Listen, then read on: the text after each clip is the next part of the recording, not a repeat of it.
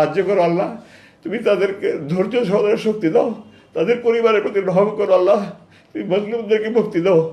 সারা রাত বিলাপ করছে, সারা রাত কান্নাকারি করছে, সারা রাত আহাজারি করছে, চিৎকার চেঁচামেচি করছে, এগুলি সহ্য করার মতো নয়।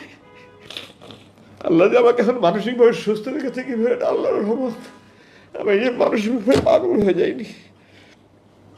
প্রতি রাত ক্রসফায়ারের আতঙ্ক নিয়ে একটা মানুষ যদি দিনের পর দিন, বছরের পর বছর আল্লাহর কাছে দোয়া করে, আল্লাহ এটা যদি আমার শেষ নামাজ হয়, আজকে যদি আমার মৃত্যু হয়, আমাকে শহীদের মর্যাদা যদি আমার লাশ রক্ষত অবস্থায় আমার পরিবারের কাছে পৌঁছে দিয়ে মা স্ত্রী সন্তানের কাছে, মানুষের অনুভূতি কী হবে? পৃথিবীর সমস্ত কবি সাহিত্যিক মিলে সারা জীবন লেখে শেষ করতে পারবে না, আমি আমার ভাষা প্রকাশ করতে পারবো না।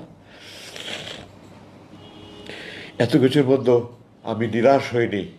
কোরআনে আল্লাহ বলেছে, লা তাকনাতু মির রাহমাতিল্লাহ, তোমরা আল্লাহর সাহায্য থেকে নিরাশ হয়ে না।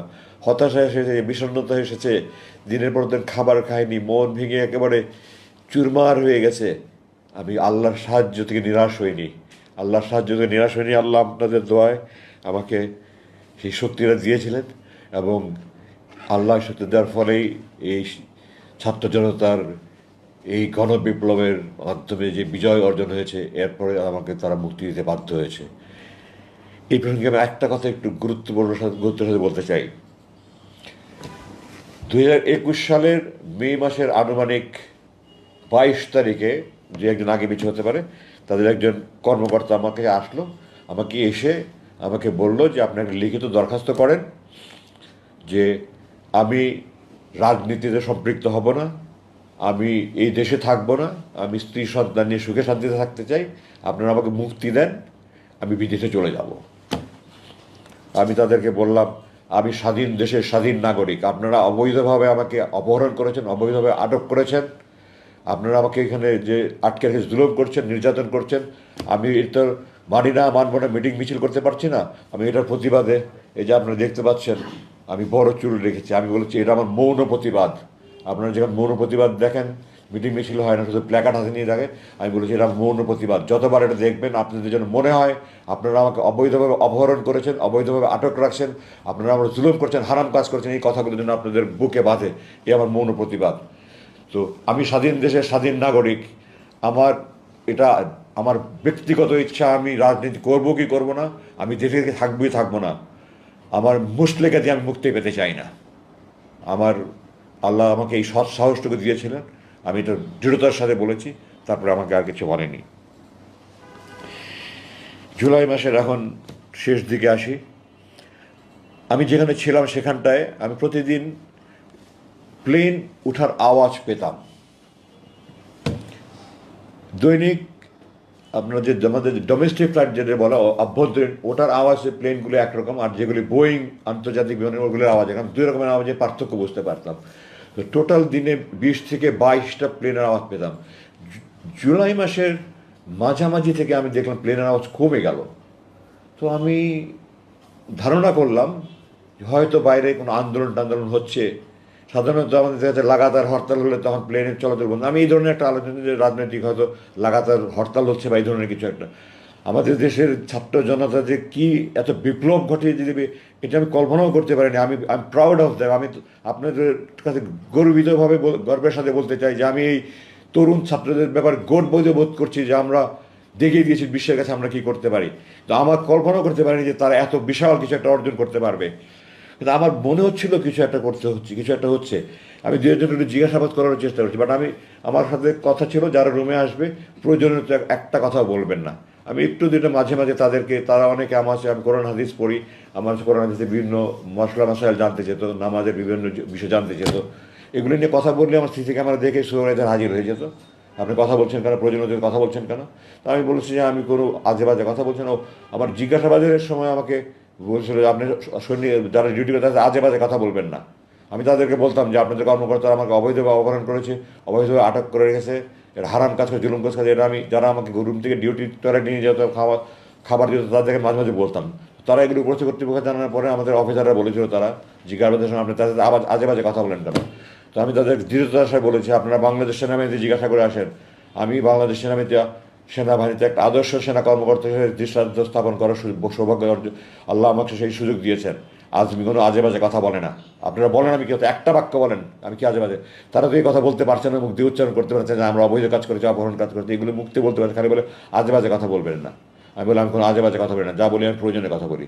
ওই সুপারভাইজার এসে বলে যে আপনি প্রয়োজনীয় কথা বলবেন না। আমি বললাম আপনার প্রয়োজন আর আমার প্রয়োজন তো এক না। আমি তাদেরকে আল্লাহ রসুলের কথা বলি, আমি আল্লাহ রসুলের কথা বলেই যাব। আমার যদি মৃত্যু হয় তাও আমি বলে যাব, আপনার যা পারেন করেন। তারপরে শুধু কথা বলুন না আপনি কথা বলেন না, উপরস্থ কর্তৃপক্ষ জানলে অসুবিধা হবে। তো আমি সময় সুযোগ মতো তারা জিজ্ঞাসা করতো, বলতে অনেক সময় আমার মন ভালো থাকলে আমি নিজে থেকে বলতাম। তো জুন মাসের জুলাই মাসের 5 তারিখে যে বিপ্লব হয়ে গেছে এটা তো আমি জানি না। আমাকে 5 তারিখ 10:30টার সময় এসে বললো যে আপনাকে ডাক্তারের কাছে নিয়ে যাওয়া হবে।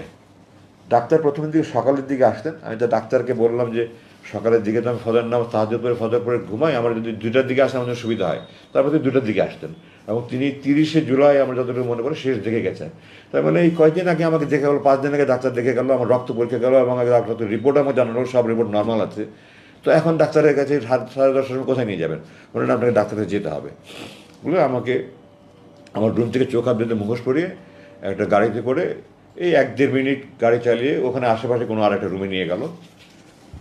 এখন আমি ধারণা করি যে ব্রিগেডিয়ার জেনারেল হাসান নাসিরের নেতৃত্বে কিছু সংখ্যক সামরিক অফিসার, কর্নেল হাসিনের মতো সাহসী সামরিক অফিসার, ব্রিগেডিয়ার হাসানের সাহসী অফিসার, কিছু অফিসার বোধহয় ওই কচু ক্ষেতে যে ডিজিএফআই আছে ওই অফিসের সামনে গিয়ে তারা চিৎকার চেঁচামেচি করেছে, আমরা আজমিকে চাই, আজমিকে চাই। তখন তারা তাদের সব 24 ঘন্টা সময় নিয়েছে, এই ধরনের একটা কিছু সম্ভবত আমি যতটুকু শুনতে পেরেছি বাইরে এসে।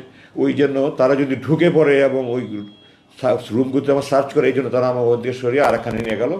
5 তারিখ রাতের কথা বলছি আমি, 10:30টায়।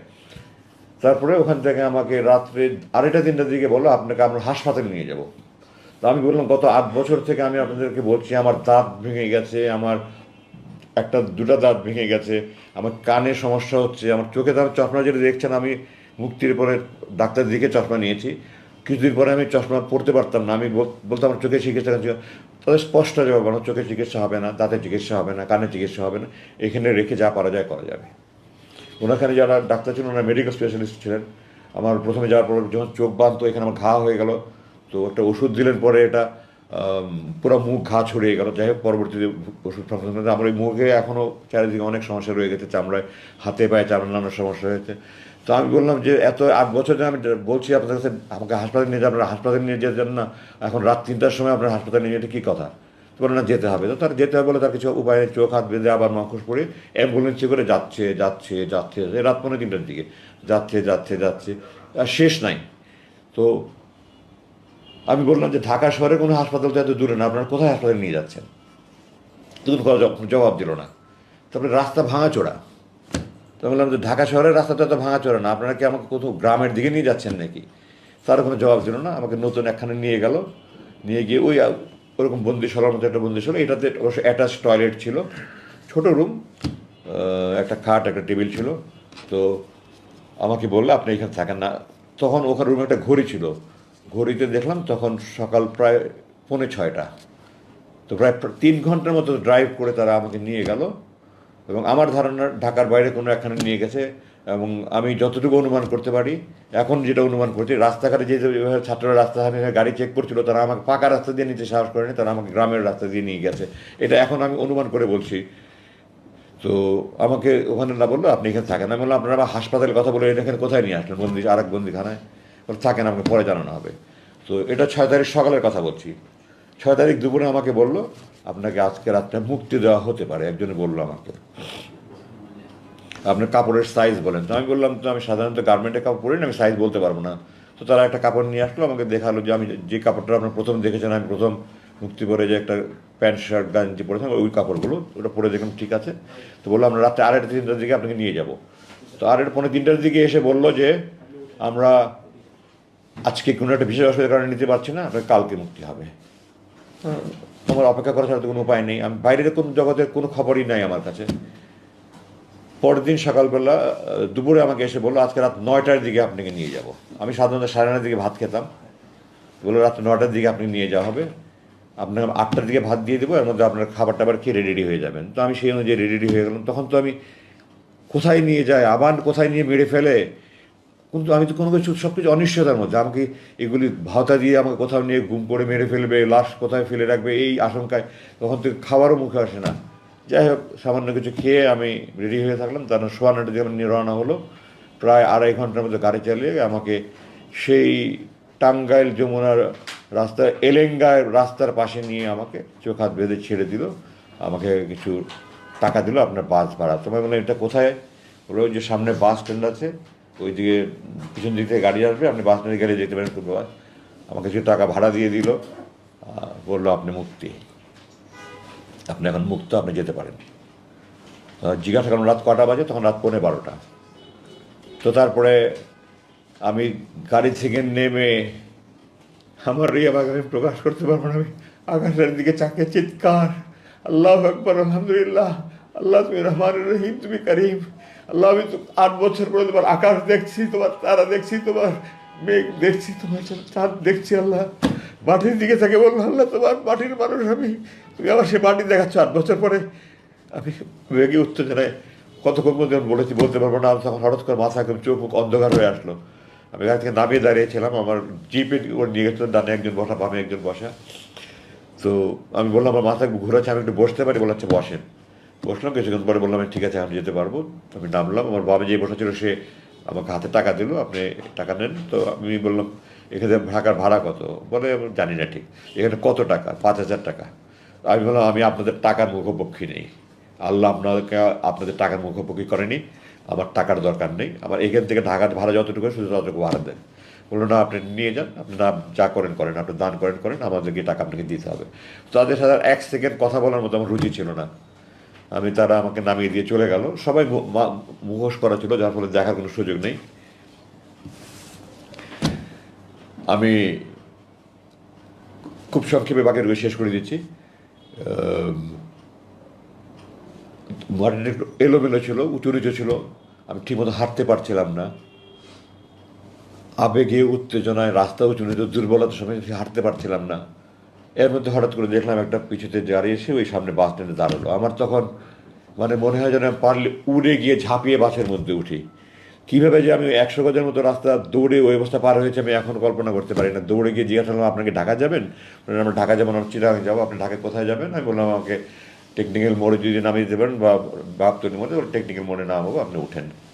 তো আমি বাসে উঠলাম, উঠে পিছনের দিকে গিয়ে একজনের কাছে বললাম যে আমার তো মোবাইল নম্বর না, আমার 2টা নম্বর ফোন নাম্বার আমার জানা ছিল, আমার স্ত্রীর নাম্বার আর আমার সাথে ভাইয়ের নাম্বার, এই নাম্বার দুটো মনে ছিল। আমি দুজনকে ফোন করে বললাম, তারা আরও লোকজনকে নিয়ে তারা ওখান থেকে টেকনিক্যাল মোড়ে এসে আমাকে ওখানে নামিয়ে নিল। তারপরে তো ওখান থেকে আমি প্রথমে হাসপাতালে নিয়ে আমাকে কিছু চেক আপটা করে আমি 7 তারিখ রাতের কথা বলছি, এটা 8 তারিখ ভোর নাগাদ আমি বাসায় গিয়ে পৌঁছালাম। ওই 7 8 তারিখ রাতে সারা রাত ঘুম নাই, 8 9 তারিখেও আমার সারা রাত ঘুম নাই, আত্মীয় স্বজন সব আসছে। 9 তারিখ রাতে আমি অজ্ঞান হয়ে গেলাম। তারপরে আমাকে হাসপাতালে নিয়ে আসা হলো। আমি তখন থেকে চিকিৎসাধীন আছে। আমার শরীরে নানা রকমের সমস্যা, বড় খুব বেশি সমস্যা না হলে নানা রকমের সমস্যায় ভুগছি, এগুলো চিকিৎসা চলছে। আমি এই চিকিৎসার কারণে আপনাদের কাছে আসতে বিলম্ব হলো আমার। আমার মোটামুটি এই ছিল আমার বন্দি জীবনের দুর্দশার কথা। আমি আমার বাকি খুব সংক্ষিপ্তভাবে শেষ করব। আমি এখানে বলতে চাই আমার মূল দুটা কারণে তারা আমাকে ধরে রেখেছে। এক, আমার পৈতৃক পরিচয়, আমার পারিবারিক পরিচয়। 2, আমি ভারত বিরোধী। এবং এটা স্পষ্ট যে আমি বিদেশি চক্রের গভীর ষড়যন্ত্র শিকার হিসাবে তারা আমাকে আটকে রেখেছিল। মুক্তির সিদ্ধান্ত দেওয়ার পরেও বিদেশি প্রভুদের হুকুমে আমাকে আটকে রাখা হয়েছিল।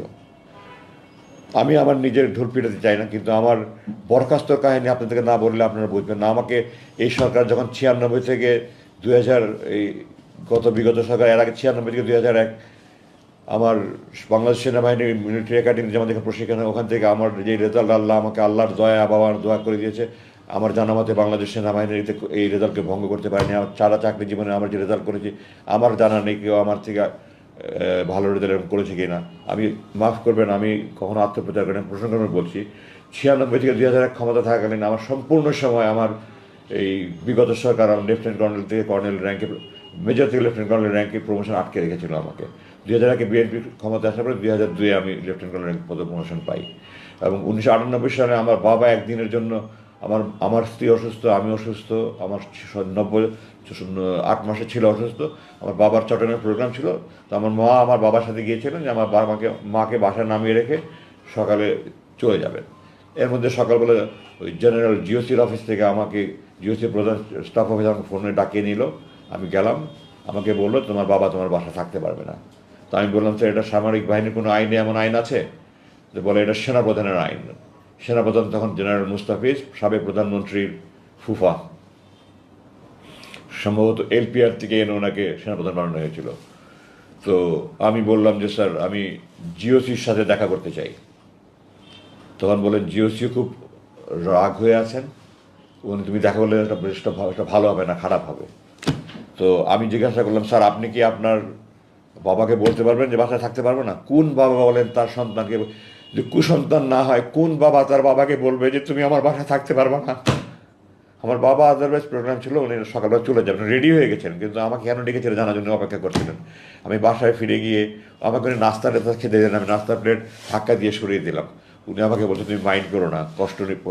আমি বললাম যে আপনারা আমাকে চাকু দিয়ে হাত কাটছেন আর তুমি ব্যথা পেয়েছো না, এটা তামাশা একটা। যাই হোক আমি বাসায় চলে আসলাম, জিওসির সাথে দেখা করলাম না। তারপরে বলে আমি বাবাকে বলতে পারছিলাম না, খালি কাঁদছিলাম আর কাঁদছিলাম। যাই হোক বাবা চলে গেলেন।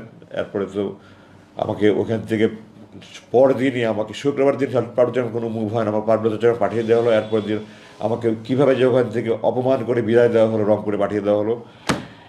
এরপরে 2009 সালে একদিনের মধ্যে বাংলাদেশ সেনাবাহিনীর একজন ব্রিগেডিয়ার জেনারেলের বিদায় সম্বর্ধনা, বিদায় অনুষ্ঠান অনেক জাঁকজমকপূর্ণ। আমাকে একদিনের মধ্যে আমার চাকরি দেখিনি, আমি যত অফিসারকে জিজ্ঞাসা করে দেখে নেই, রাত্রেবেলা নৈশভোজে আপনারা আমার একটা ড্রেস থেকে দেখতে পাবেন, সাদা পোশাক পরে ড্রেস, ওরকম পোশাক পরে ব্যান্ড পার্টি বাজিয়ে অনেক জাঁকজমক হয়। আমাকে দূরবেলা ইউনিফর্ম পরে লাঞ্চ জাস্ট আনুষ্ঠানিকভাবে একটা পার্টি করে আমাকে বিদায় দেওয়া হচ্ছে একদিনের মধ্যে। এবং আমাকে বলা হয়েছে যে আমাকে ওই রাত্রেই ক্যান্টনমেন্ট ত্যাগ করতে হবে। অথচ একজন অফিসার হিসেবে আমি এই কোনো ধরনের ক্ষেত্রে আমাকে ঢাকার লজিস্টিক এরিয়া হেডকোয়ার্টার আমাকে সংযুক্ত করা হচ্ছে। সংযুক্ত সময়ের জন্য সবসময় কারণ দেখাতে, কোনো কারণ ছাড়া আমাকে সংযুক্ত করা হয়েছে। এবং আমাকে ওই সময় আমি মোট 12 দিন প্রাপ্য ছিলাম, আমাকে একদিনের মধ্যে রাতের মধ্যে ওখান থেকে ত্যাগ করতে বাধ্য করা হয়েছে। আমি ঢাকায় এসেছি, আমাকে একটা এমন গাড়ি দিয়েছে যে গাড়ি আমি চাকরি জীবনে একজন সেকেন্ড লেফটেন্যান্ট সেই গাড়ি ব্যবহার করে একটা ভাঙাচোরা গাড়ি দিয়েছে। আমার আগে ওখানে একটা জিপ, একটা কার,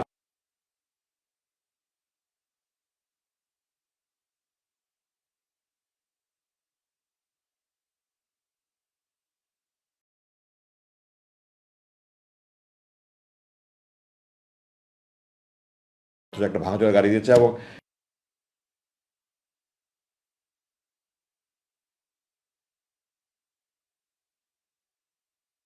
আমাকে হুকুম করা হয়েছে যে আমি এই গাড়ি নিয়ে আমি বাসায় যাওয়া আসা কোনো বাসা পর্যন্ত গাড়ি নিয়ে যেতে পারবো না।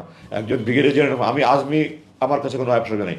আমি সেনাবাহিনী ইউনিফর্ম গড়বার বিষয় আমার, আমার ইউনিফর্ম পরে গাড়ি পাঠাতে 200-300 ব্যাংকে উনি অপমানিত করেছেন।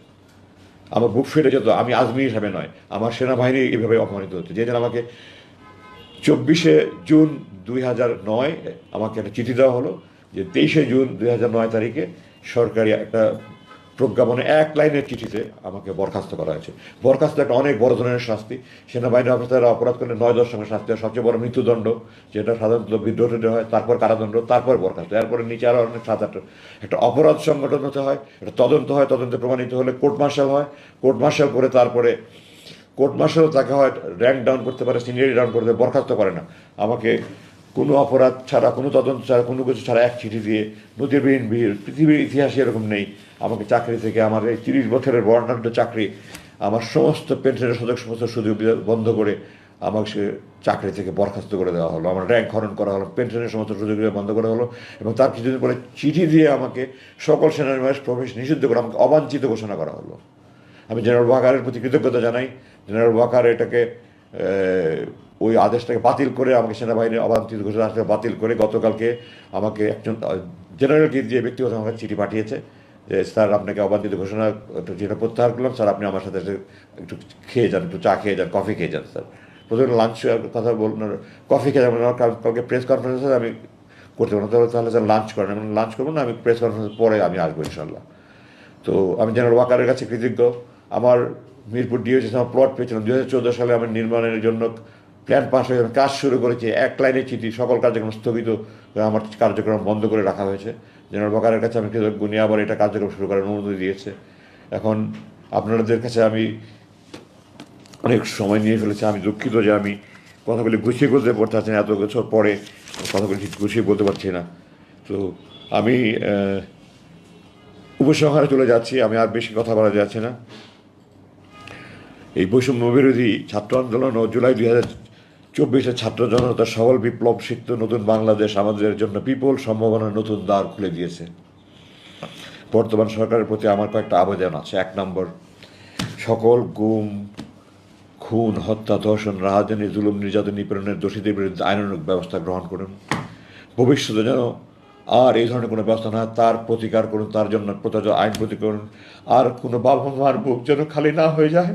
আমার মা 3 বছর হজরত ইউসুফ ইসলাম যখন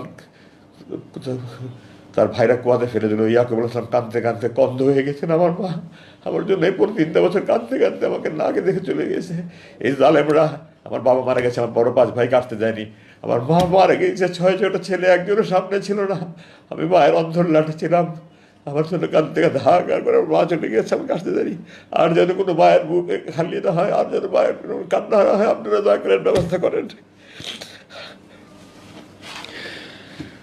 আল্লাহ, আপনারা দয়া করে সুশাসন, আইনের শাসন, বাক স্বাধীনতা, স্বাধীন ও নিরপেক্ষ বিচার ব্যবস্থা, সুদৃঢ় মানবাধিকার সুনিশ্চিত করে সুখী সমৃদ্ধ বাংলাদেশ, সার্বভৌম বাংলাদেশ গড়ে তোলেন। আমার এটা দোয়া। আমি এখানে আরেকটু বলতে চাই যে আমাদের সংবিধান এটা 1972 সালে রচিত হয়েছে। 1970 সালে আওয়ামী লীগ জনগণের কাছ থেকে ম্যান্ডেট নিয়েছিল পাকিস্তানের সংবিধানের অধীনে পাকিস্তান রাষ্ট্র পরিচালনার জন্য, স্বাধীন বাংলাদেশের স্বাধীন সংবিধান রচনা করে নয়। তারা 1972 সালে পাকিস্তান আমাদের যুদ্ধ চাপিয়ে দিয়েছে, আমরা যুদ্ধ করে স্বাধীন হয়েছি আলহামদুলিল্লাহ। কিন্তু তারা জনগণের কাছ থেকে নতুন সংবিধানের প্রণয়নের কোনো ম্যান্ডেট নেয়নি। সুতরাং এই সংবিধান আমার দৃষ্টিতে বৈধ নয়। একটা নতুনভাবে কমিটি করে নতুন সংবিধান প্রণয়ন কমিটি করে একটা নতুন সংবিধান করে এটা বাতিল করা হোক, এবং এটাতে যত মানবাধিকারের কথা আছে সব, যেমন সেনাবাহিনীর আইনের আশ্রয় নেওয়ার কোনো অধিকার নেই, এগুলি সহ যত আপনার একটা যথাযথ পদক্ষেপ নিয়ে এক নতুন সংবিধান তৈরি করেন। আমাদের জাতীয় সঙ্গীত আমি আপনাদের দৃষ্টি আকর্ষণ করতে চাই। 1905 বঙ্গভঙ্গ রদের জন্য এটা রবীন্দ্রনাথ লিখেছিল, আমার সোনার বাংলা আমি তোমায় ভালোবাসি। এই জাতীয় সঙ্গীত 2 বাংলা এক করার জন্য জাতীয় সঙ্গীত। আমরা কি 2 বাংলা এক হতে চাচ্ছি? আমরা কি স্বাধীন বাংলাদেশ থাকতে চাই, না ভারতের পশ্চিমবঙ্গের অঙ্গীভূত রাজ্য হতে চাই ভারতের? আপনারা বলেন, আমরা স্বাধীন বাংলাদেশ চেয়েছি, স্বাধীন বাংলাদেশ থাকতে চাই। এই জাতীয় সঙ্গীত আমাদের স্বাধীন বাংলাদেশের অস্তিত্বের পরিপন্থী। আমি জোর দাবি জানাচ্ছি নতুন জাতীয় আমাদের নতুন জাতীয় সঙ্গীত আমাদের তৈরি করা হোক, এবং এই মিথ্যার উপরে কোনো জাতির ইতিহাস প্রতিষ্ঠিত হতে পারে না। একজন মুখের কথার উপরে কোনো ব্যক্তির জাতির ইতিহাস প্রতিষ্ঠিত। আল্লাহ কোরআনে বলেছেন, আল্লাহর একত্বে, আল্লাহর পূর্ণত্বে, আল্লাহর অস্তিত্বে বিশ্বাস করতে হবে, না হলে জাহান্নামে যেতে হবে। আল্লাহর একত্ব, পূর্ণত্ব, অস্তিত্ব বিশ্বাস আল্লাহ শত শত আয়াত নাজিল করেছেন। রসুল যখন আনসারদের হাতে শপথ নিয়েছেন, তাদেরকে বলেছেন আমার যে কোনো ন্যায়সঙ্গত আইন তোমরা মানবেন।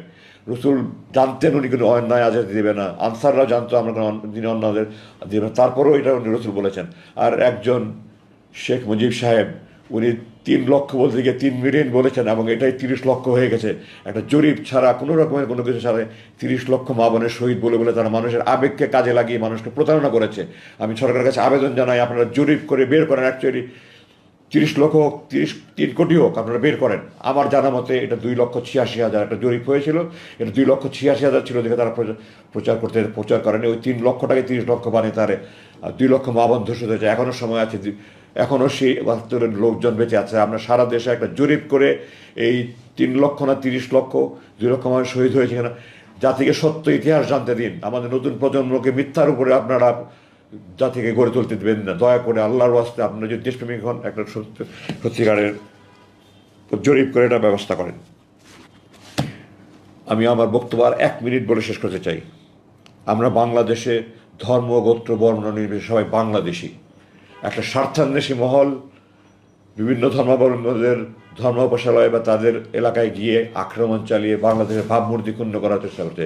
হিন্দু খ্রিস্ট বৌদ্ধ চাকমা মারমা নির্বিশেষে আমরা সবাই বাংলাদেশি, আমরা সবাই বাংলাদেশি, মুসলিম অধ্যুষিত হলে আমরা বাংলাদেশি। আমাদের পরিচয় একটাই, আমরা বাংলাদেশি। আমরা ঐক্যবদ্ধভাবে একটা সুসংহত জাতি গড়ে তুলতে চাই। এবং আমি অন্য ধর্মে বিশ্বাস না করতে পারি, আমি জান দিতে প্রস্তুত আছি যেন অন্য ধর্মাবলম্বীরা তাদের ধর্মীয় উপাসনা যথাযথভাবে করতে পারে। আমরা সবাইকে ঐক্যবদ্ধভাবে এই জিনিস নিশ্চিত করতে, যার যার ধর্ম শেষে পালন করবে। আমরা সবাই বাংলাদেশি, আমরা হাতে হাত মিলে আসুন এদেরকে শক্তভাবে দমন করে আমরা আমাদের একটা স্বাধীন সমৃদ্ধ শক্তিশালী বাংলাদেশি গড়ে করি, আমাদের স্বপ্নের বাংলাদেশ তৈরি, আমাদের প্রাণ দিয়ে বহু প্রাণের বিনিময়ে এই অর্জিত বাংলাদেশ, নতুন দ্বিতীয় বাংলাদেশ স্বাধীনতার যে শহীদ এবং বীরত্বপূর্ণ যারা কাজ করে তাদেরকে যথাযথ খেতাব দিয়ে পুরস্কৃত করে আমাদের যার যার দায়িত্ব পালন করে আমরা একটা সুখী সমৃদ্ধ আমাদের প্রাণের বাংলাদেশ, সুখের বাংলাদেশ, সমৃদ্ধশালী বাংলাদেশ গড়ে তুলি, এই আবেদন রাখি।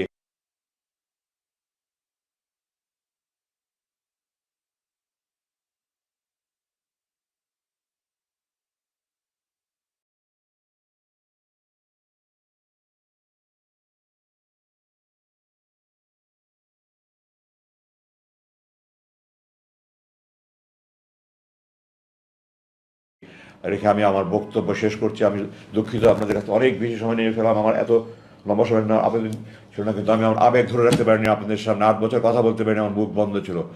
আপনারা ক্ষমা করবেন যদি আপনাদের বেশি সময় নিয়ে থাকি। আপনাদের যদি কোনো প্রশ্ন থাকে আপনারা এখন করতে পারেন। ধন্যবাদ। আসসালামু আলাইকুম।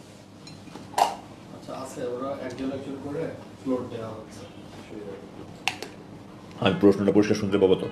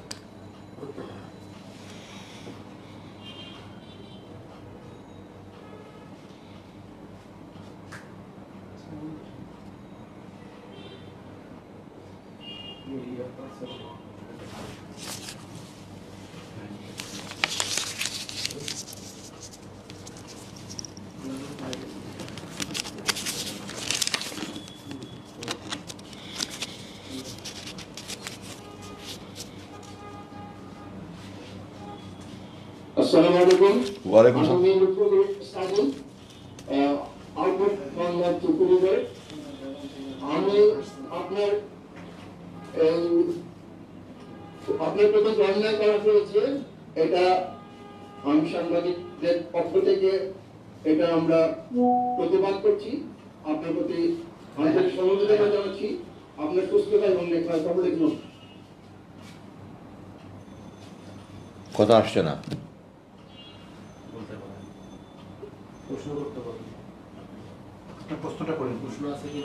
আপনি আপনার কথা শুনতে পাচ্ছি না।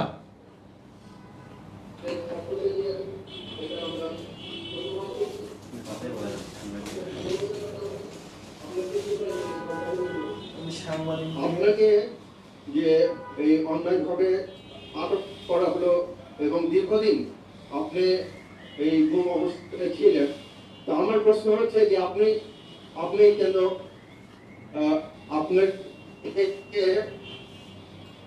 মানে আপনার কথাটা আসছে না। ক্রস ফায়ার কিছু ছিল, কিন্তু এটা আপনি কি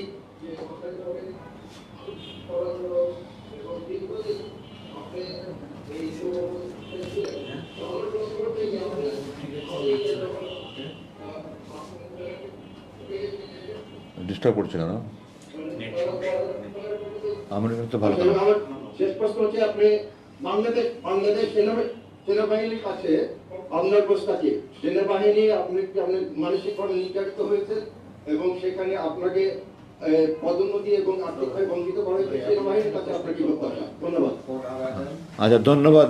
আপনার নামটা বোধহয় সম্ভবত সাদি বলেছিলেন, সাদি সাহেব, ধন্যবাদ।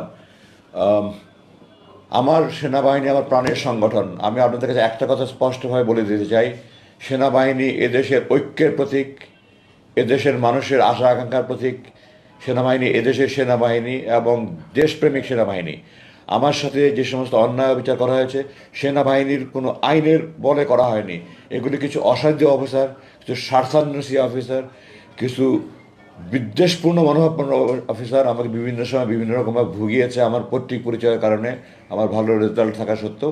আমার সেনাবাহিনীর ব্যাপারে আপনারা ভুল বুঝবেন না, প্লিজ। আপনারা আমার সেনাবাহিনীকে দোষ দেবেন না। আমার সেনাবাহিনী আমার প্রাণের সংগঠন। আপনারা সেনাবাহিনীকে ভুল বুঝলে আমি কষ্ট পাবো। সেনাবাহিনীর কোনো দোষ নেই, এটা ব্যক্তির দোষ। আমাদের দেশ, আমরা ব্যক্তির স্বার্থে অনেকে উঠতে পারি না। তো ব্যক্তির স্বার্থ, বিদ্বেষ, এগুলোর উপর অনেক আমরা উঠতে পারি না। এই কারণে কিছু কিছু ব্যক্তি আমার প্রতি অন্যায় করেছে, জুলুম করেছে, এগুলো তাদের ব্যক্তিগত দোষ। সেনাবাহিনীর কোনো দোষ নেই। এবং বর্তমান সেনাবাহিনীর প্রধান, উনি আমাকে দেখা করেছেন এবং আমাকে উনি দাওয়াত দিয়েছেন ওনাকে যাওয়ার জন্য। আমি হয়তো ইনশাআল্লাহ কিছুক্ষণ পরে ওনার আপনাদের শেষ করে যাব। উনি আমাকে প্রতিশ্রুতি দিয়েছেন আমার সাথে যা যা অন্যায় যাবে সব কিছুর উনি প্রতিকার করবেন। যেমন আমি অলরেডি আপনাকে উদাহরণ দিয়ে, আমাকে অবাঞ্ছিত ঘোষণা করা হয়েছিল, উনি এটা প্রত্যাহার করে অলরেডি চিঠি দিয়ে একজন জেনারেলকে পাঠিয়েছেন, লেফটেন্যান্ট জেনারেলকে পাঠিয়েছেন। হাতে হাতে আমার কাছে গতকালকে এটা হস্তান্তর করা হয়েছে। উনি আমাকে যে গুম করেছিল, কারা করেছিল, এর জন্য উনি একজন লেফটেন্যান্ট জেনারেল র্যাঙ্কের অফিসারকে চেয়ারম্যান করে, একজন মেজর জেনারেল র্যাঙ্ক এবং 3 জন ব্রিগেডিয়ার জেনারেল র্যাঙ্কের অফিসারকে যে একটা কমিটি করে শুধুমাত্র আমার ব্যাপারটা তদন্ত করার জন্য উনি কমিটি করে দিয়েছেন। এটার জন্য আমি ওনার কাছে কৃতজ্ঞ। আমার বিল্ডিং নির্মাণ স্থগিত ছিল, ওটার জন্য উনি পারমিশন অলরেডি দিয়ে দিয়েছেন, কাজ ইনশাল্লাহ শীঘ্রই শুরু হয়ে যাবে। এটার জন্য আমি ওনার কাছে কৃতজ্ঞ। উনি আমার পেনশনের ব্যাপার উনি আমাকে আশ্বাস দিয়েছেন, ওনার পক্ষে সর্বাত্মক যা কিছু সম্ভব করার উনি করবেন। এবং আমি ওনাকে বলেছি যে আমি ব্রিগেডিয়ার জেনারেল র্যাঙ্কে অবসরপ্রাপ্ত আমি গ্রহণ করব না। আমি ব্রিগেডিয়ার র্যাঙ্কে যে আমাকে বরখাস্ত করা হয়েছে, আমি সেই বরখাস্তর আদেশ প্রত্যাহার করতে হবে। দ্বিতীয়ত, আমাকে চাকরিতে পুনর্বহাল দেখাতে হবে। তৃতীয়ত, আমি আমার ব্যাচে আমি প্রথম স্থান অধিকার করেছি। সমস্ত রেকর্ড রেজাল্ট আমার তাদের কাছে আছে। আমার ব্যাচমেটরা যারা 50 মানে মেধা তালিকা 50তম হয়েছেন, তারা যে মেজর জেনারেল লেফটেন্যান্ট জেনারেল হয়েছে। তো আমার ব্যাচমেটের যেদিন মেজর জেনারেল র্যাঙ্ক প্রমোশন হয়েছে সেই দিন আগে আমার মেজর র্যাঙ্ক প্রমোশন দেখাতে হবে। আমার ব্যাচমেটের যেদিন লেফটেন্যান্ট র্যাঙ্কে পদোন্নতি হয়েছে আমাকে সেই দিন লেফটেন্যান্ট র্যাঙ্কে পদোন্নতি দেখাতে হবে। এবং আমার সরকারি চাকরির সম্পূর্ণ সময়সীমা যে 59 বছর, 1 বছর এলপিআর সহ আমাকে পূর্ণ সময়ের সকল সুবিধা সহ আমাকে অবসর দেখাতে হবে। আমি এর থেকে কম কোনো কিছু গ্রহণ করবো না। এর থেকে যদি এটা না করা হয় তাহলে আমি আইনে আশ্রয় নেব। এবং উনি আমাকে প্রতিশ্রুতি দিয়েছেন যে উনি ওনার সাধ্যের মধ্যে থাকে উনি এটা করবেন, ওনার সাধ্যের মধ্যে না থাকলে উনি প্রয়োজনে উনি এই তত্ত্বাবধায়ক সরকার প্রধানের সাথে কথা বলে উনি এটা ব্যবস্থা করবেন। এই ধরনের আমাকে উনি প্রতিশ্রুতি দিয়েছেন। আমাকে আশা করি, আমি জেনারেল ওয়াকারকে ব্যক্তিগতভাবে অত্যন্ত স্নেহ করি। সে আমার ছাত্র ছিল, আমি তাকে ভালোবাসি। সে একটা ভালো মানুষ এবং দেশপ্রেমিক মানুষ, না হলে আজকে যে ভূমিটাকে সে পালন করেছে এটা করতো না। এবং আমি দৃঢ়ভাবে বিশ্বাস করি যে প্রতিশ্রুতি দিয়েছে সেই প্রতিশ্রুতি পালন করবেন। তো আশাবাদী, ইনশাআল্লাহ আপনারা দোয়া করেন আমার প্রত্যাশা যেন পূরণ হয়, উনি যেন ওনার দায়িত্ব পালন করে আমাকে আমার যে ক্ষতিপূরণ হয়েছে এই ক্ষতিপূরণগুলি উনি করে দিতে পারেন। ধন্যবাদ। জি ভাই, নেক্সট প্রশ্ন করেন। নেক্সট প্রশ্নটা করেন। নেক্সট প্রশ্নটা করেন। জি নেক্সট প্রশ্নটা করেন, এখানে করেন।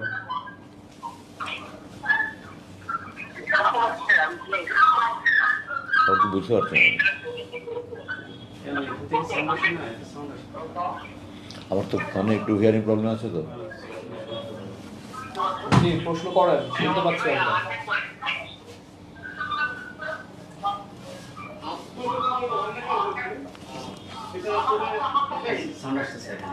নাম নাম কোন জানেন কোন? সেটা। আর দ্বিতীয়ত, আপনাকে নতুন জীবনে ফিরে আসার জন্য স্বাগত। আমার দুটো প্রশ্ন। প্রথম প্রশ্ন হচ্ছে, স্বাধীনতা যুদ্ধে শহীদদের নিয়ে আপনি আজকে একটা জরিপের কথা উল্লেখ করেছেন। তা আমরা 30 লাখ বলে এতদিন যেটা জানতাম, জরিপে আপনি যে সংখ্যাটা উল্লেখ করেছেন সেটা। আমার প্রশ্ন হচ্ছে, আসলে আপনি তো মুক্তিযুদ্ধ দেখেছেন কিংবা সে সময় আপনারা জানতেন, আসলে আপনার মন্তব্য কি সেখানে শহীদের সংখ্যা কত? এক। দ্বিতীয় প্রশ্ন হচ্ছে গিয়ে, আপনার বাবাকে মানবতা বিরোধী অপরাধে অভিযুক্ত করে শাস্তি দেওয়া হয়েছে, তার সম্পর্কটা আসলে ক্লিয়ার করতেন। তিনি যে কারণে তাকে অভিযুক্ত করা হয়েছে, তার যে অপরাধ, সে বিষয়ে আপনারা জানতে চাই। আচ্ছা, প্রথম প্রশ্নটা একটু আবার পরিষ্কার করে বলেন, 30 লক্ষ শহীদের ব্যাপারে কি বলতে চান?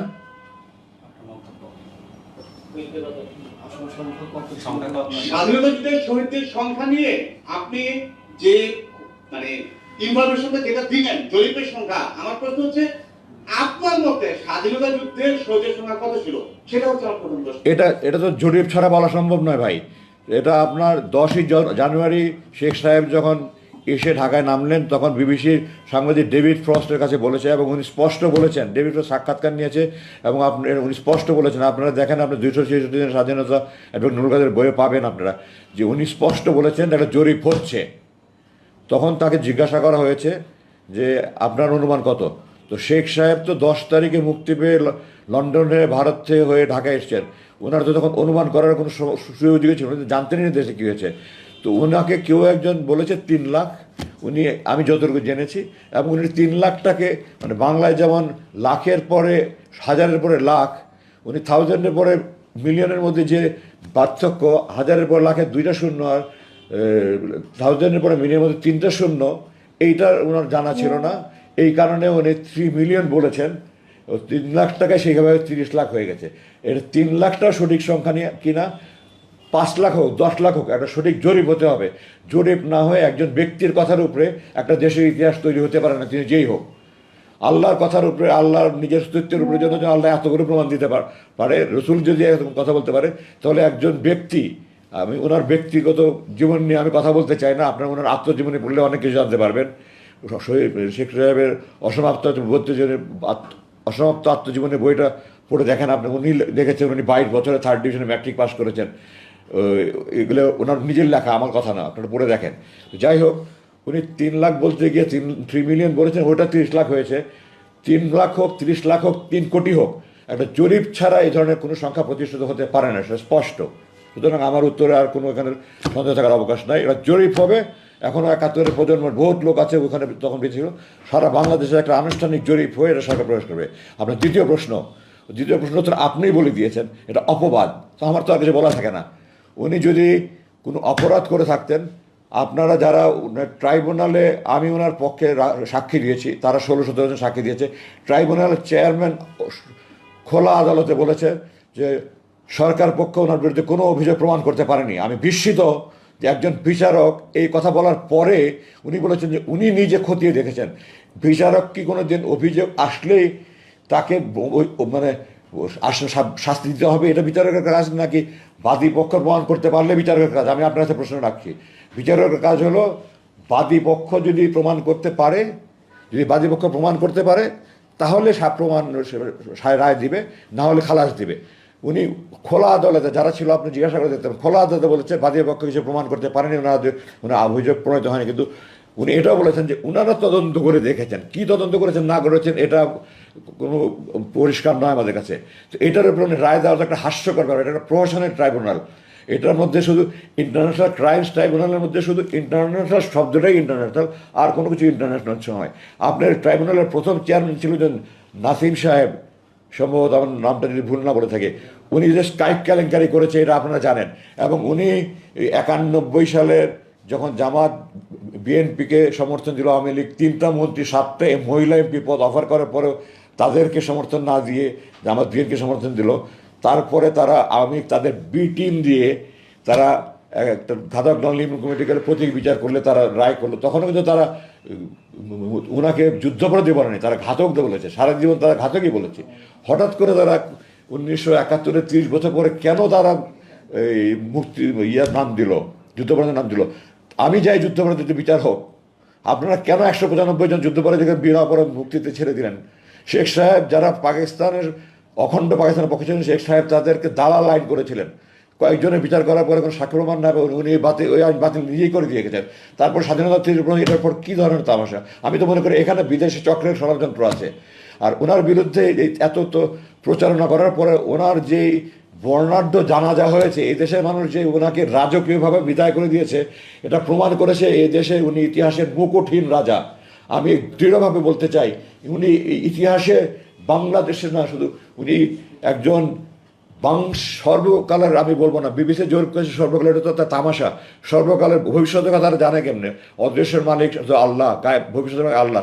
সুতরাং বিবিসি সেই সর্বকালে সর্বশ্রেষ্ঠ বাংলা জরিপ করেছেন, এটা হাস্যকর, তারা ভবিষ্যতের কথা বলতে পারে না, আজকে থেকে 100 বছর পরে কোনো ভালো বাঙালি হবে কিনা। তো বিবিসির মতো তো বলছেন কী করে এই ধরনের টাইটেল দিয়ে তামাশা করে আমি জানি না, কিন্তু আমি দৃঢ়ভাবে বলতে চাই অধ্যাপক গোলাম আজম ইতিহাসের সর্বশ্রেষ্ঠ বাঙালি। উনি একজন মেধাবী ছাত্র, স্কুলে বরাবর ফার্স্ট হয়েছেন, এসএসসি থেকে মাস্টার্স পর্যন্ত উনি মেধা তালিকায় পাশ করেছেন। উনি ডাকসুর জিএস ছিলেন, উনি ফজলুল ভিভে ছিলেন, উনি রাষ্ট্রভাষা পাকিস্তান সরকারের কাছে আনুষ্ঠানিকভাবে উনি প্রথম ব্যক্তি ডাকসুর জিএস হিসাবে উনি পাকিস্তানের প্রধানমন্ত্রীর কাছে লিয়াকত আলী খানের কাছে ঢাকা ইউনিভার্সিটি বিশ্ববিদ্যালয়ের জিমনেশিয়ামের মাঠে ছাত্র জনতার তুমুল করাতেন। উনি মেমোরেন্ডাম পেশ করেছেন। উনি ভাষা আন্দোলন করতে গিয়ে 52 সালে জেল খেটেছেন, 48 সালে জেল খেটেছেন, 55 সালে ওনাকে জেল কাটা হয়েছে, ওনাকে চাকরি থেকে বহিষ্কার করা হয়েছে। তো ওনার অবদান এই দেশে গণতন্ত্র, উনি যে 1951 সালে আপনার বিএনপি জামাত যদি বিএনপি আমি কাউকে মানে কোনো সমর্থন না দিত, তাহলে এই দেশটা গণতান্ত্রিক ক্রাইসিস হয়ে যেত। এই গণতান্ত্রিক উত্তরণের জন্য উনি বিনা শর্তে বিএনপিকে সমর্থন দিয়েছেন। অধ্যাপক গোলাম আজমের অবদানে দেশের রাজনীতিতে একদিন মানুষ এখন না বুঝলে বুঝবে। উনি ইতিহাসে শুধু সর্বশ্রেষ্ঠ বাংলাদেশে না, আমি বলব উনি যে সর্বশ্রেষ্ঠ বাংলাদেশে। ওনার মতো মেধাবী, ওনার মতো দূরদর্শী, ওনার মতো প্রাজ্ঞ এই দেশে আমরা অভাগা জাতি। আমার বাবা বলে বলছেন আমরা অভাগা জাতি, যে চোর বাটপার গুন্ডা বদমাশ এদেশ লুটপাট করেছে, এদেশ রাজনীতি করেছে, এই দেশ ক্ষমতায় থেকেছে। ওনার মতো একজন সৎ খাঁটি দেশপ্রেমিক ব্যক্তি এই দেশের মানে মানুষ আমরা সেবা পেলাম না ওনার। আপনি নিজে উত্তর দিয়েছেন, এগুলো সব অপবাদ। যারা ওনার অপবাদ করেছে, ওনার জানাজা, ওনার এদেশে ইতিহাস পৃথিবীতে সারা পৃথিবীতে প্রায় 4000 জানাজা, কাবা শরীফের মতো 100-র মতো জানাজা হয়েছে। এই দেশের ইতিহাসে কেন, পৃথিবীর ইতিহাসে এত বড় জানাজা হয়েছে কেন জানি না। ওনার লাশ নিয়ে যে বর্ণাঢ্য র্যালি হয়েছে, পৃথিবীর ইতিহাসে এরকম বড় র্যালি হয়েছে কিনা আমি জানি না। এটার মাধ্যমে যারা ওনার বিরুদ্ধে অপবাদ, তাদের গালে একটা জুতার বাড়ি লাগা উচিত কথা। তাদের এরপরে তার মুখ খোলারই কথা না ওনার বিরুদ্ধে। ওনার মানবতা বিরোধী অপরাধ, এগুলো তো অপবাদ আপনিই বলেছেন। উনি কোনো মানবতা বিরোধী অপরাধ করেন নেই। আমি দৃঢ়ভাবে, এটা তো প্রশাসনের ট্রাইব্যুনালের চেয়ারম্যান নিজে খোদা বলেছে যে প্রসিকিউশন প্রমাণ করতে পারেন। এরপর আর কথা থাকে কি নিয়ে এটা নিয়ে আর কোনো কথা থাকার অবকাশে নাই। আমরা তো সুপ্রিম কোর্টে গিয়েছিলাম, এর আগে উনি আল্লাহ ওনাকে নিয়ে গেছেন। সুপ্রিম কোর্টে যদি ন্যায় বিচার হতো, আমি শতভাগ গ্যারান্টি দিয়ে বলছি ওনার বিরুদ্ধে একটা প্রমাণ নেই। ওনার বিরুদ্ধে নাগরিকত্ব মামলায় সরকার পক্ষ হেরে গিয়ে আপিল বিভাগে আপিল বিভাগের 5 জন বিচারপতি সর্বসম্মতভাবে ওনাকে বলেছে ওনার বিরুদ্ধে কোনো মানবাধিকার অপরাধের কোনো অপরাধ নেই। সর্বসম্মতভাবে ওনার পক্ষে রায় দিয়ে উনি নাগরিক হয়েছেন, এই দেশের নাগরিকত্ব ফিরে পেয়েছেন। 23 বছর জুলুমে করে ওনার নাগরিকত্ব হরণ করে রাখা হয়েছিল, জনগণের নেতাকে জনগণের দূরে সরে রাখা হয়েছিল। যে 5 জন বিচারপতি, তারা এই দেশের বিচার বিভাগের সব উজ্জ্বল নক্ষত্র। আপনার খোঁজ নিয়ে দেখেন, 4 জন বিচারপতি প্রধান বিচারপতি হয়েছে, 4 জন বয়সের জন্য সম্ভবত আগে ওনার রিটায়ারমেন্ট করেছেন। তারা সর্বসম্মত রায় দিয়েছেন যে উনি একজন খাট্টিকার দেশ, ওনার বিরুদ্ধে কোনো অপবাদ নেই, কোনো অপরাধের অভিযোগ নেই। উনি পাকিস্তান সরকারের সাথে অখণ্ড পাকিস্তানের পক্ষে ছিলেন। অখণ্ড পাকিস্তানের পক্ষ থাকা কোনো অপরাধ নয়, এটা রাজনৈতিক সিদ্ধান্ত। 1947 সালে ফজলুল্লাহ সোহরাওয়ার্দীর মতো ব্যক্তিরা এই দেশের প্রধানমন্ত্রী হয়েছেন, ওনারা এই পাকিস্তানের পক্ষে ছিলেন না। ওনারা এই 2 নেশন থিওরি, যেটা পাকিস্তান ভারত, ওনারা চেয়েছিলেন বাংলাদেশ, পাকিস্তান, ভারত 3টা রাষ্ট্র হবে। তো যেটা লাহোর রেজলিউশনের মানে লাহোর প্রস্তাবে ফজলুল্লাহ পেশ করেছেন 1940 সালে।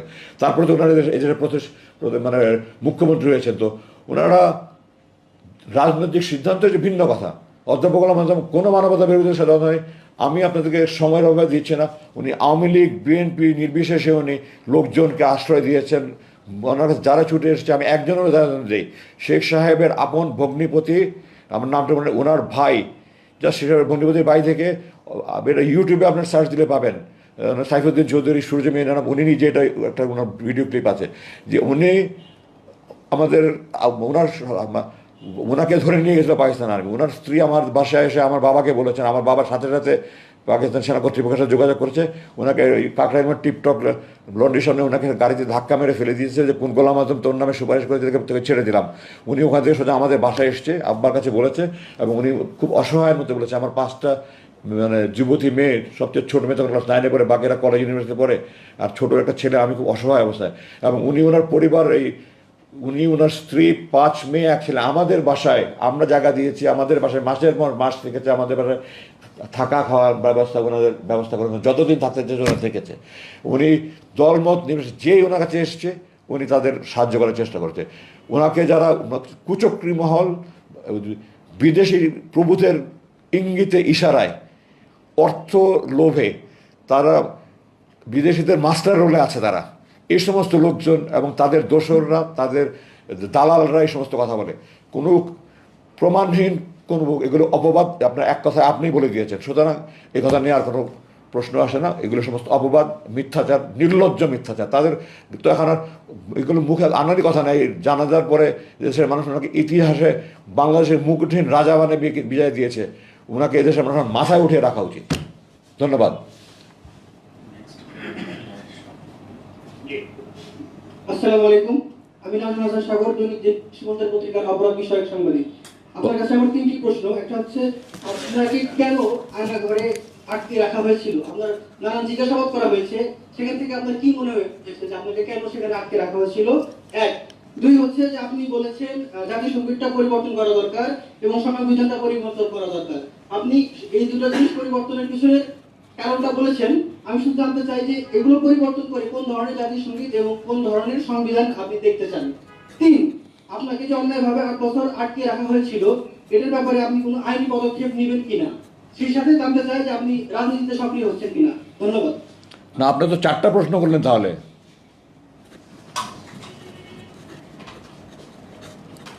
আচ্ছা, আমি আপনার একটা একটা করে জবাব দিয়েছি। আপনার প্রথম প্রশ্নের জবাব কিন্তু আমি প্রথমেই বলেছি, আমাকে আটকে রেখেছিল দুটা কারণে। এক, আমার পৈতৃক পরিচয়। তার চেয়ে বড় কারণ, আমার মনে করেন জামাত ইসলামের আরও অনেক নেতার ছেলে আছে, আর কাউকে তো এইভাবে আটকে রাখেনি। মীর কাসেম আলী সাহেবের ছেলে, সে তার বাবার বিরুদ্ধে মামলার বিরুদ্ধে সে সোচ্চার ছিল ব্যারিস্টার হিসেবে, এটার জন্য তাকে কিন্তু জামাত ইসলাম আর অন্য কোনো নেতার ছেলে কিন্তু আটকে রাখেনি।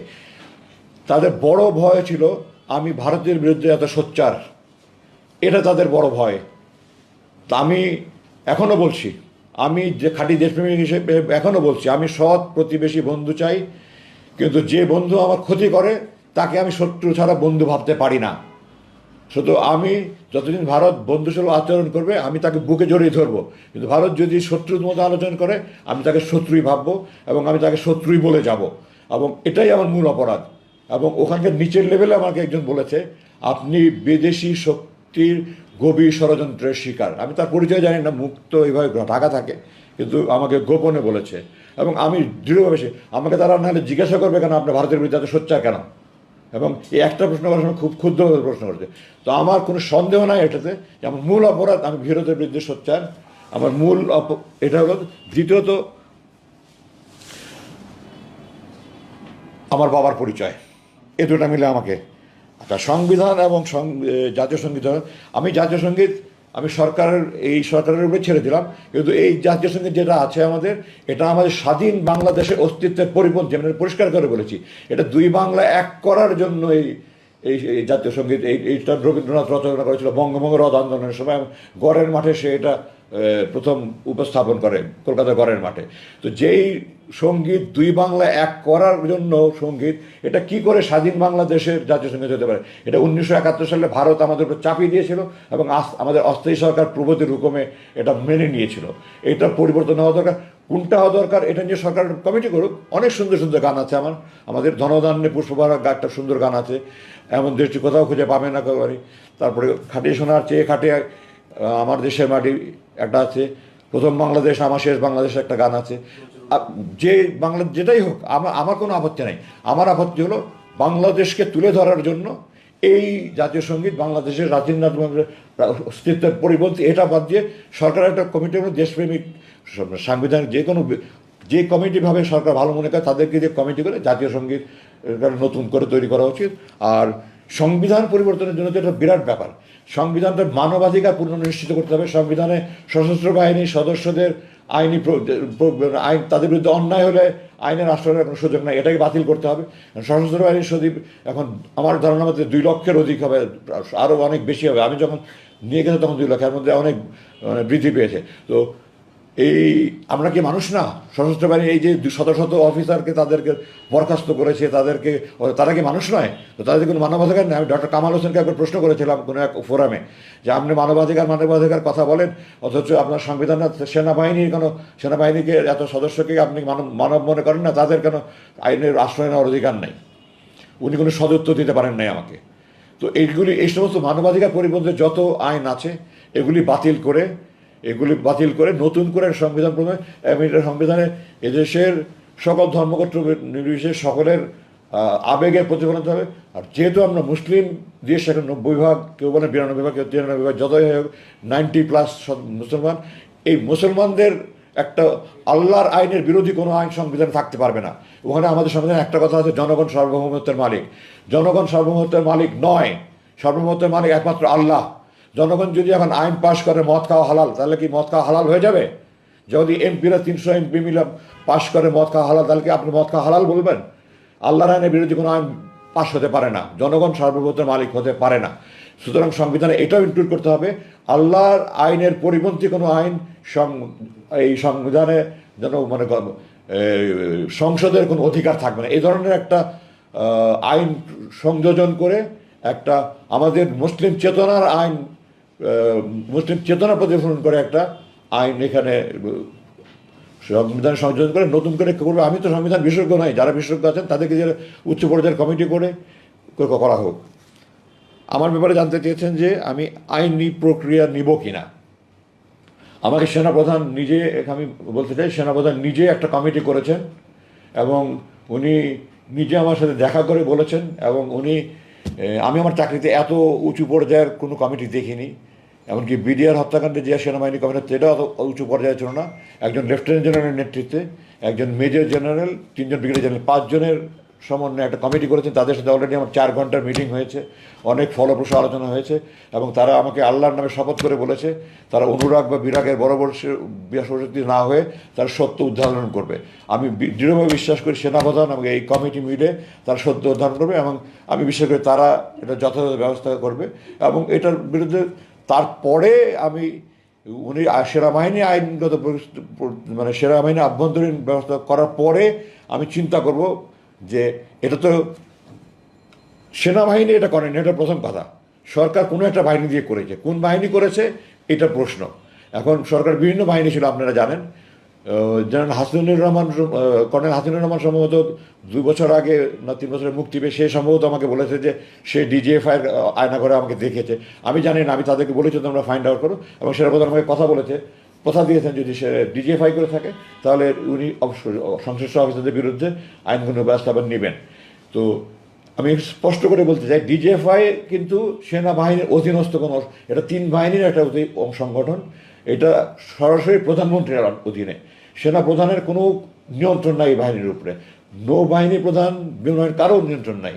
এটা 3 বাহিনীর অফিসারদের বা বিভিন্ন পদের সৈনিকদের সমন্বয়ে এটা গঠিত একটা সংগঠন, কিন্তু সরাসরি প্রধানমন্ত্রী, সামরিক উপদেষ্টা এবং ডিজিএফআই এই হলো চ্যানেল। সুতরাং এটার সাথে আপনার সেনাবাহিনীকে জড়িত করবেন না, প্লিজ সেনাবাহিনীকে বাইরে রাখেন। এখানে যারা অফিসার ছিল তারা যদি অন্যায় করে থাকে সেনাপ্রধান আইনি ব্যবস্থা নেবেন, এবং তার পরবর্তীতে আমি সার্বিকভাবে এটার বিরুদ্ধে, আমার এই গুমের বিরুদ্ধে অবশ্যই যারা হুকুমদাতা, যারা উপদেশদাতা, পরামর্শদাতা, সবাই এটার জন্য শাস্তি পাবে। আমি এটার জন্য সরকারের কাছে আবেদন জানাই, আইনগত প্রক্রিয়া কীভাবে কী করবো না করবো এগুলি আমি আমার আদালতে, আমার আইনজ্ঞদের সাথে আলোচনা করে তারপরে আমার এটা সিদ্ধান্ত নিতে হবে। আপনি একটা প্রশ্ন এখানে করেছেন, 3টা প্রশ্ন করবো। আপনার 4র্থ প্রশ্ন ছিল যে আমি রাজনীতিতে সম্পৃক্ত হবো কিনা। আমি এখনও চিকিৎসাধীন, এই সমস্ত নিয়ে আমি এখনও কোনো চিন্তাভাবনা করিনি। আমি এগুলো নিয়ে চিন্তাভাবনা করার সুযোগ বহুত আল্লাহ দিবে, সময় দিবে, তখন আমি দেশপ্রেমিক, দেশের জন্য কাজ করতে চাই। আল্লাহ আমাকে যেভাবে কাজ করবেন সেভাবে কাজ করতে চাই। আপনারা দোয়া করেন আল্লাহ যেন আমাকে দেশের জন্য, এদেশের মানুষের জন্য কাজ করার সুযোগ দেন এবং সাহায্য করেন। তো আমার অ্যাকচুয়ালি সেনাপ্রধানের সাথে আমার অ্যাপয়েন্টমেন্টের টাইম হয়ে গেছে। আপনার যদি খুব বেশি গুরুত্বপূর্ণ কোনো প্রশ্ন থাকে তাহলে বলতে পারেন, নাহলে আমাকে আজকে হয়তো এখানে আমি আবার আপনাদের সাথে কথা বলবো ইনশাআল্লাহ। আমি আশাবাদী। আমি আজকে অনেক সময় নিয়ে গিয়েছি আপনাদের যদি খুব গুরুত্বপূর্ণ থাকে তাহলে আরেকটা লাস্ট প্রশ্ন করতে পারেন। আমার কোনো সমস্যা ছিল না, কিন্তু সেনাপ্রধানের সাথে যেহেতু আমি প্রতিশ্রুতি দিয়েছি যে ওনার ওখানে আমি যাব, এই জন্য আমার আর দেরি করা সম্ভব হচ্ছে না। আপনারা যদি খুব বেশি গুরুত্বপূর্ণ থাকে একটা প্রশ্ন করতে পারেন। ধন্যবাদ। শেষ প্রশ্ন আজকে। জি, আসসালামু আলাইকুম। আমার নাম আসাদুদ্দিন জয়, আমি বাংলা ট্রিবিউনে কাজ করি। বাংলা ভিশনে? আপনার কাছে আমার বাংলা ট্রিবিউন। বাংলা ট্রিবিউন। জি, বাংলা ট্রিবিউন, জি সরি।